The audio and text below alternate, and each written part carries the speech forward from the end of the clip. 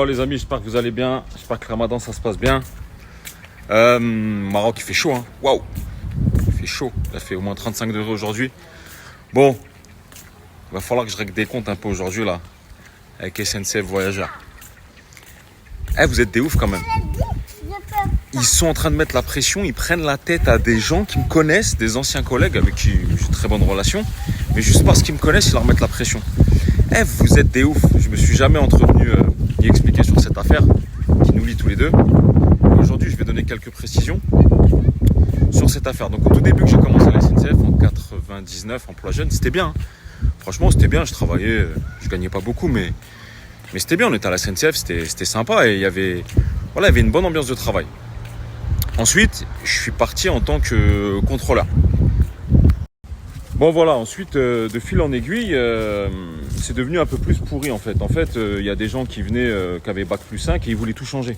Bac plus 5, bac plus 7 et du coup ils voulaient tout changer. Donc il fallait qu'ils justifient du coup son salaire, etc. Ils changeaient tout, ils changeaient toutes les règles.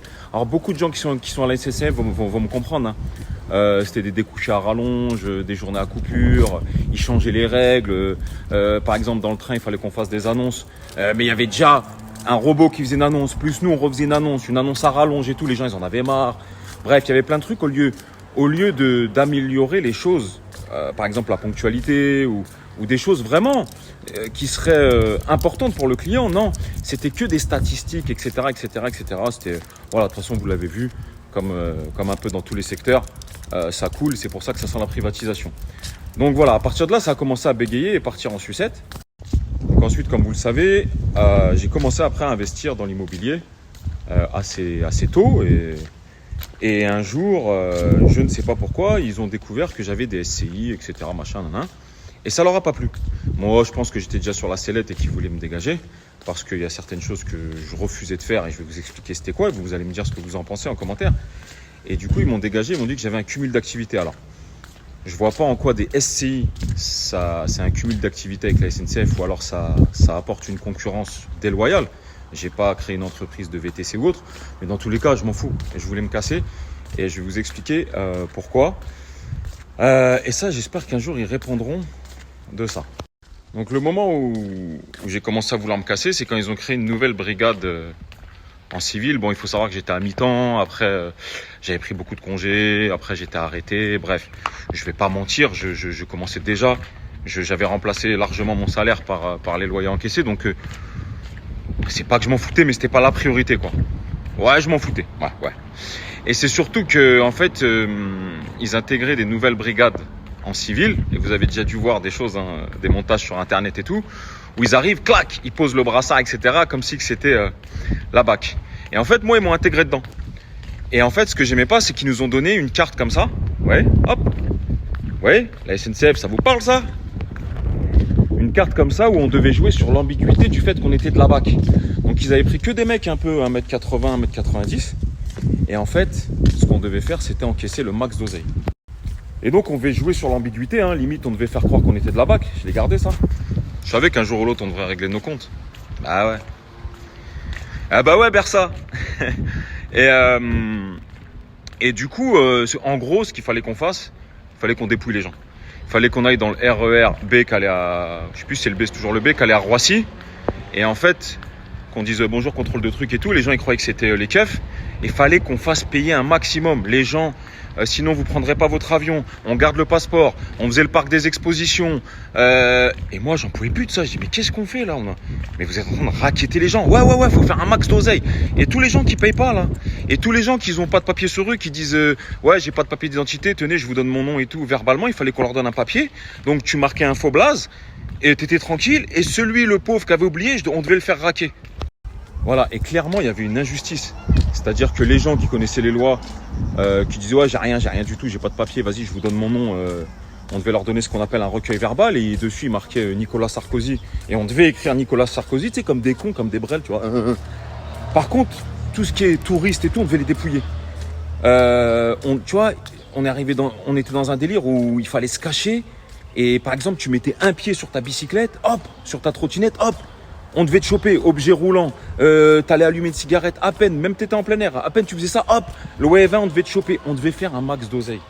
parce que grâce à ces primes-là, on touchait v'là l'oseille. Sauf que moi, j'en avais rien à foutre, mais j'ai des collègues, les pauvres, et je les comprends, qui, juste en prime, ils faisaient 2000 balles par mois. Donc, plus leur salaire de 2000-2005, ils faisaient 4 balles 5. Donc, comme ils avaient pris des chromes sur 20 ans, sur des baraques à 400 balles, 500 balles, ils pouvaient plus faire autrement, les pauvres. Ils pouvaient plus. Et donc, on les pressait comme des citrons pour faire un max d'oseille. À la limite de la légalité, tu vois. Ouais, donc je te disais, c'était à la limite de la légalité. Et donc, moi, je pouvais pas.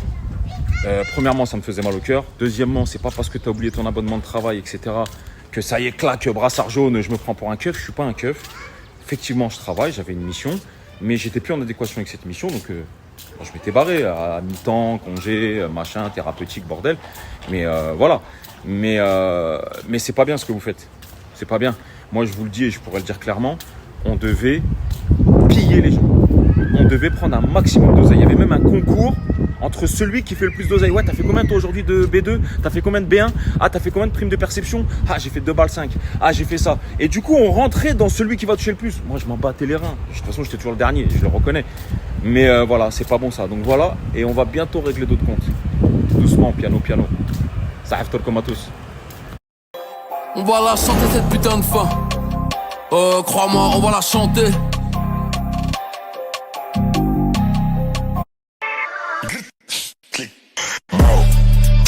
Ça tue, ça blesse, ça flingue. Aïe, aïe, aïe, bro.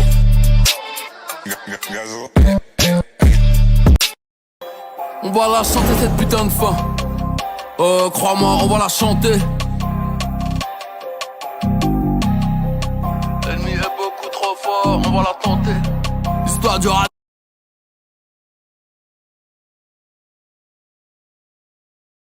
Celui qui veut tester qu'il vienne. Personne ne va tirer dans mon dos. Avec quoi je vais frimer ce week-end? La Ferrari ou la Lambo. J'ai fait trop d'oseille cette semaine. Monsieur, bonjour. On a un tunnel de transport s'il vous plaît, on va se mettre sur le côté, vous venez avec moi? Allez-y, mettez-vous là. Monsieur, bonjour. On s'arrête, on va se mettre sur le côté s'il vous plaît. Ah, ok. Vous voulez régler comment, monsieur? On vous a surpris, c'est ça? Vous nous aviez pas vu? Non? Ça marche bien alors le civil là. En test depuis 3 mois. Ils ne veulent pas nous voir ici, non. Je suis ce nègre au fond du wagon. J'ai un cœur tombé du camion. Le sourire au bout du canon. Et si c'est trop bizarre, ben je disparaîtrai comme Houdini. Voyant comme Suleiman, voyant comme mec ne sait Jimmy. À 2 doigts de péter le million, mais ce PD se fait désirer. Pour l'instant je suis dans le hall, sous dos.